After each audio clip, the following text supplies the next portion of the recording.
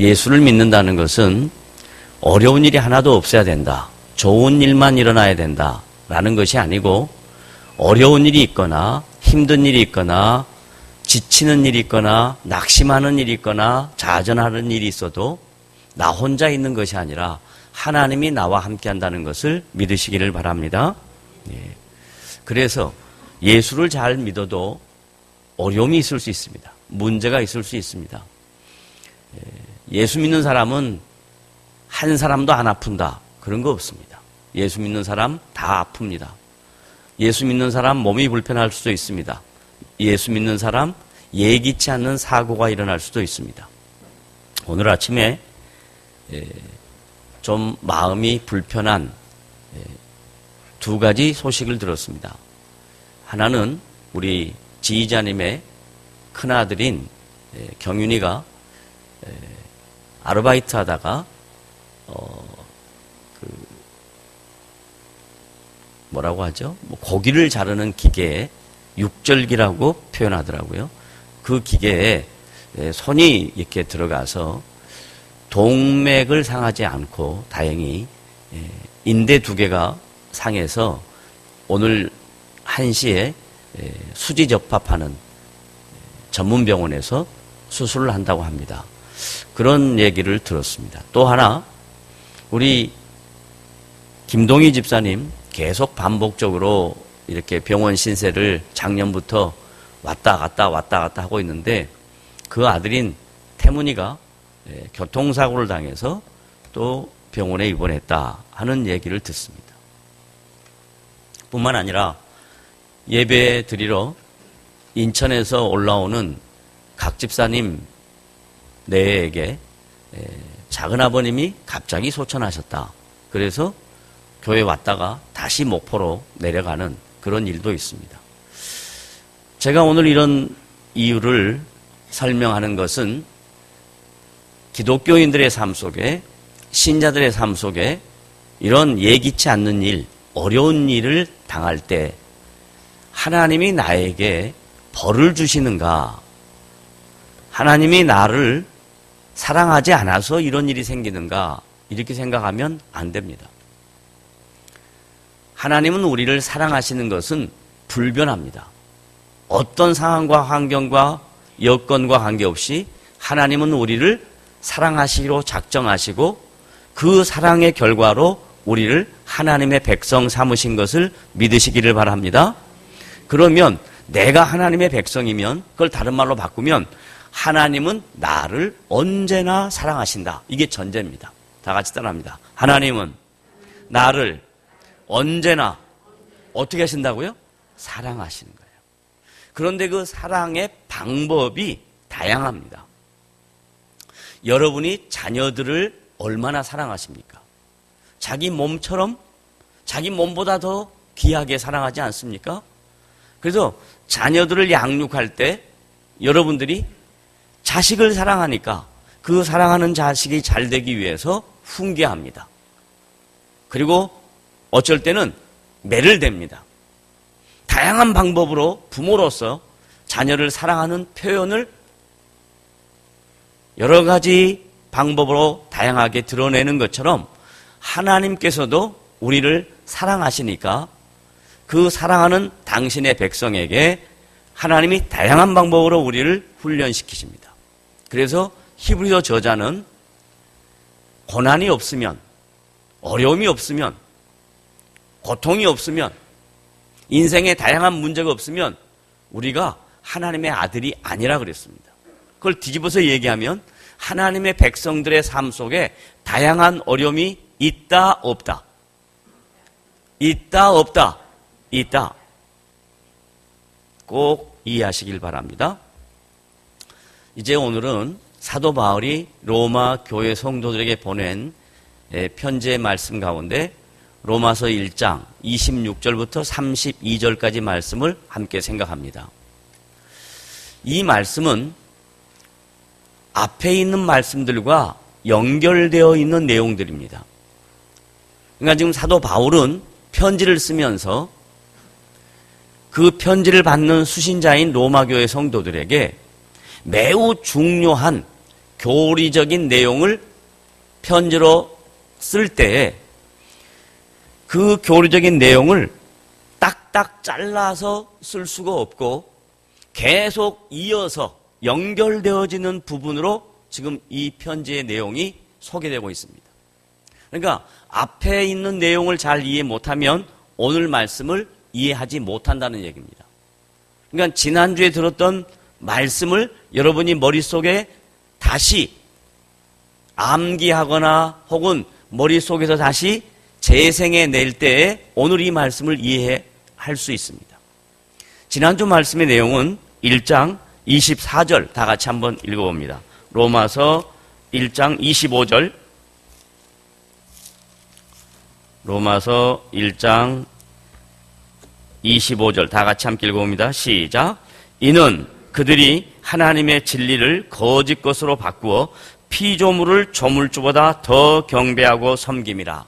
이 말씀에 대한 이해가 있어야 그 다음 말씀이 이해가 되는 겁니다. 자, 로마 시대에 AD 약 60년경에 로마 교회에 출석하고 있었던 성도들의 신앙 상태가 어떤 문제가 생겼냐면 피조물인 인간 혹은 인간이 만들어낸 형상, 다른 말로 말하면 우상, 이것을 창조주이신 하나님보다 더 높이고 그걸 섬기더라 이 말입니다. 그러니까 구체적으로 얘기하면 그 당시 로마 황제가 사람인데 이 황제가 신인 것처럼 착각한다 이 말이죠. 로마 황제가 우리의 모든 필요한 것들, 우리의 삶의 내용들을 지켜준다라고 이렇게 이해하는 사람들이 교회 안에 있더라 이 말입니다. 다른 말로 말하면 지금 예배드리고 있는 청중이신 여러분들도 한 주간을 살아가면서 내 인생에, 내 삶에 하나님이 내 인생을 책임져 주시고 지켜주신다라는 그런 믿음보다 주변에 있는 사람이나 주변에 있는 환경이나 여건들 혹은 내가 똑똑해서 내가 잘나서 내 인생이 이렇게 풍성하고 내 인생이 여기까지 왔다라고 생각한다면 그런 사람 모두에게 사도 바울이 로마 교회 성도들에게 보낸 편지의 내용처럼 똑같은 내용이 오늘 우리들에게 적용되는 겁니다.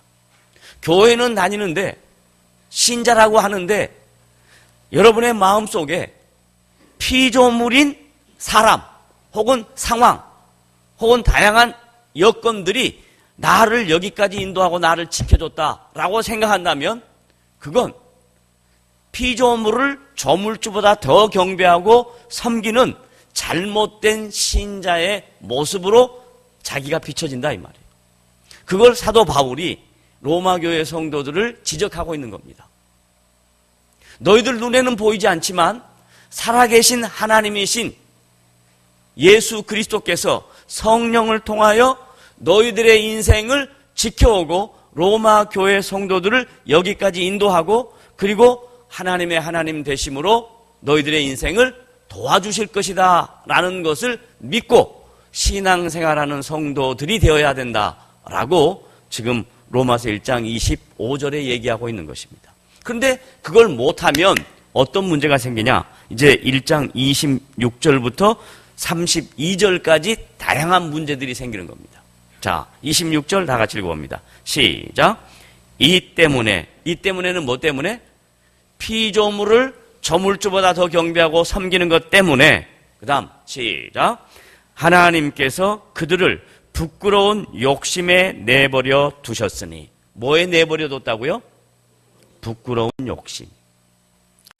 욕심은 욕심인데 그냥 욕심이 아니라 부끄러운 욕심입니다. 인간은 누구나 아담의 범죄로 말미암아 모두 다 욕심을 갖고 있습니다. 다른 말로 표현하면 만족할 줄 모른다 이 말입니다. 어느 정도만 있으면 만족하면 되는데 절대로 인간은 본성상 만족할 수 없는 존재다 이 말입니다.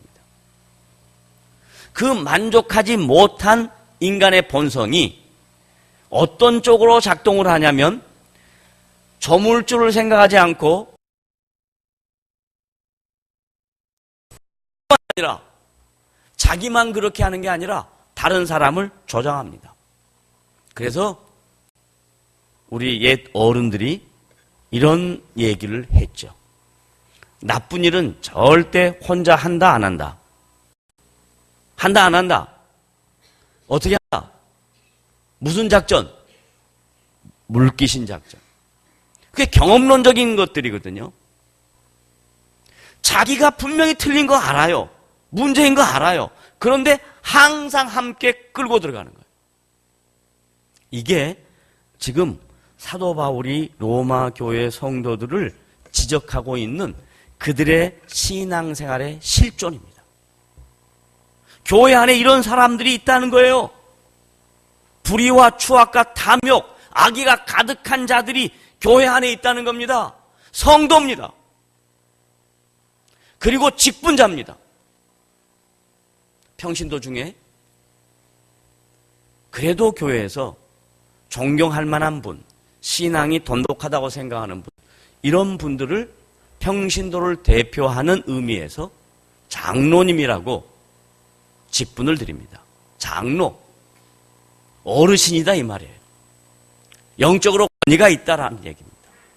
그러면 그런 직분을 드릴 때에는 뭐 하라고 드렸냐면 지체의 연약함과 다양한 교회의 문제들을 마음에 품고 그들을 위하여 기도하고 권면하고 격려하고 이렇게 하라고 했어요. 그런데 우리 한국 사회에서 많은 분들이 이런 분들에게 사회생활하면서 경제생활을 하면서 수도 없이 많은 사람들에게 폐를 끼치는 분들 얼마나 가슴이 아프냐면요. 제가 이번 주중에 어떤 분이 상담을 하러 왔어요. 14년 동안 같이 일을 잘했다고 합니다. 사업을 동업했습니다. 잘했어요. 그런데 상대는 장로님입니다. 그리고 본인은 교회 안수집사입니다. 다른 교회 출신이에요. 그렇게 잘 하다가 요즘 사업이 자꾸 좀 어려워지니까 이분이 자기가 갖고 있는 모든 것 다 처리해가지고 소위 야반도주로 미국으로 도망을 가버렸습니다. 자기에게 경제적인 피해가 약 14억 정도. 그러면 이 피해를 당한 사람 입장에서는 자기가 경제적으로 어려움을 당했다라는 것, 그건 중요하지 않습니다. 같이 함께 오랫동안 사업을 하면서 신뢰하고 인정하고 그리고 함께 인생을 살아보자고 그렇게 다짐했던 동업하는 그자가 어느 날 갑자기 뒤에 돌아서서 자기에게 어려운 일을 가하고 그리고 떠났을 때 그 갖는 상실감이란 말로 표현할 수가 없습니다. 장로님이니까 안 그럴 것이다. 그러지 않습니다. 그의 삶 속에 하나님의 하나님 되심이 그의 삶 속에 하나님이 주님이시고 그 주님이 내 인생의 주인이라는 것을 매일 순간순간마다 인정하지 않을 때 모든 인간들은 누구나 다 이런 인간의 죄악성에 빠질 수 있는 가능성이 다 있다는 얘기입니다. 어떠한 직분자만을 제가 얘기해서 죄송합니다. 본질적으로 목회자는 돈 갖고 장난은 많이 안 치니까 목회자에 대한 얘기는 제가 할 수가 없었습니다. 그래서 이 말씀을 묵상하면서 그런 얘기를 듣고 제가 생각해 봅니다. 저뿐만 아니라 이 자리에 참여한 모든 우리들이 내 삶의 주인이 하나님이신 것을 순간순간마다 놓치면 나도 이런 연약한 모습 속에 21가지의 다양한 인간의 비인격적인 모습 속에 들어갈 수 있는 부족한 사람이다 라는 걸 인식해야 된다 이 말이에요. 이걸 모르면 자기가 자기를 속이고 자기가 남을 속이고 자기가 하나님을 속이는 것입니다. 그래서 사도 바울이 오늘 로마서 1장 26절부터 32절까지 말씀 속에서 이런 연약한 모습들이 교회 안에 있을 수 있으니 신앙생활하는 지체들이 서로 돌아보고 성령의 열매를 맺을 수 있도록 서로 격려하고 서로 위로하고 서로 어려운 일이 있을 때 함께 삶을 나누는 그런 아름다운 성령의 열매를 맺는 지체들이 되어야 하지 않겠느냐라고 우리를 설득합니다.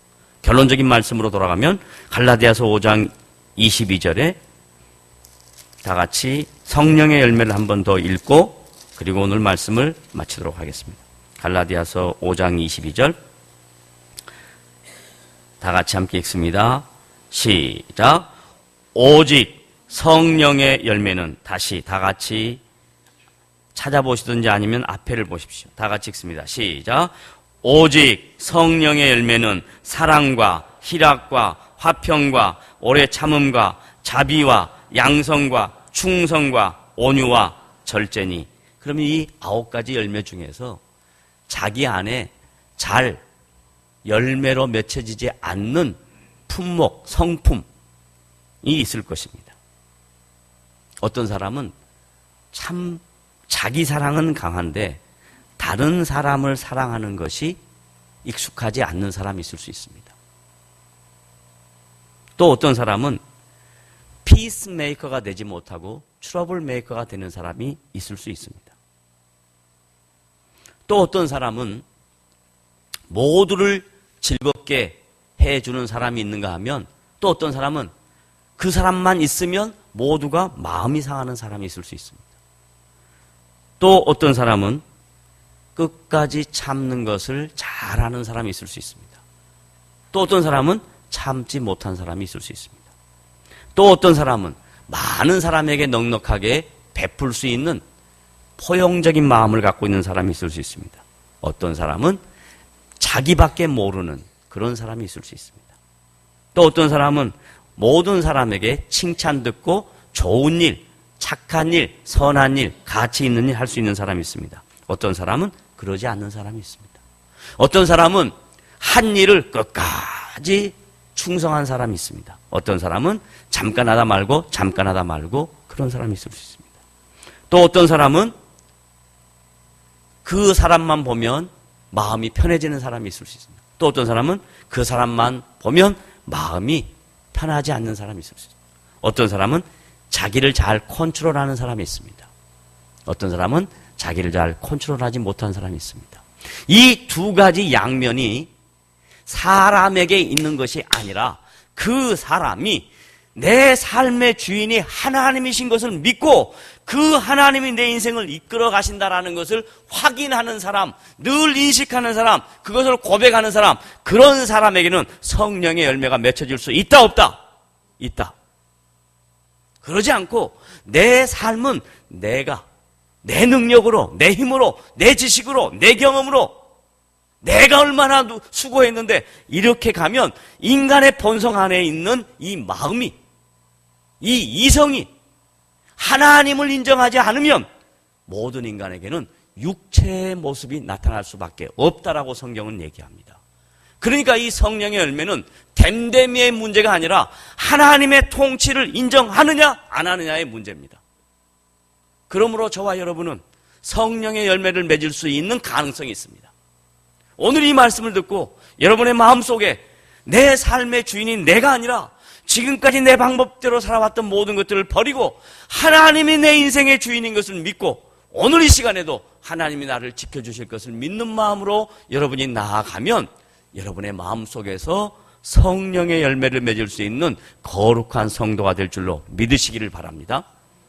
그러나 그와는 전혀 반대로 아무리 말을 들어도 아무리 주의 말씀을 배워도 자기 이고가 강하면 자기의 자아가 강하면 겉에 나타나는 모습은 교인인 것 같은데 그 안에 들어가 보면 그 안에는 전부 다 썩어 있는 냄새만 난다라는 얘기입니다. 이게 비인격화된 모습이다. 이게 로마 교회 안에 나타난 두 가지의 양태다. 사도 바울이 그 로마 교회의 모습을 바라보면서 너무 고통스러워서 이 말을 쓴 겁니다. 그런데 그 고통스러운 마음이 한 개개인에만 적용되면 좋겠는데 분명히 하나님이 그렇게 하면 사형에 처할 줄 알고 죄의 결과의 대가가 죽음이라는 것을 알고도 자기만 행할 뿐만 아니라 그것을 하는 사람을 옳다라고 조장하는 주변의 사람들이 있더라 이 말이에요. 그게 군중심입니다. 그게 다수입니다. 하나님의 말씀 안에는 군중들의 말이 맞는 게 아니고 다수의 말이 맞는 것이 아니라 하나님을 인정하고 살아가는 소수의 사람이라 한다 할지라도 그 하나님을 인정하는 소수의 사람들에 의해서 하나님의 교회가 이루어진다는 것을 믿으시기를 바랍니다. 다수는 힘이 있습니다. 사람이 많습니다. 그러나 거기 안에는 불의와 추악과 악의와 악독이 가득한 모습들이 우리 안에 다 움켜쥐고 있으면서 숨겨놓고 있으면서 발톱만 나타내고 있다가 어느 순간 자기에게 필요할 때 그때 그 발톱을 확 드러내는 것이 인간의 모습입니다. 이게 인간의 실존입니다.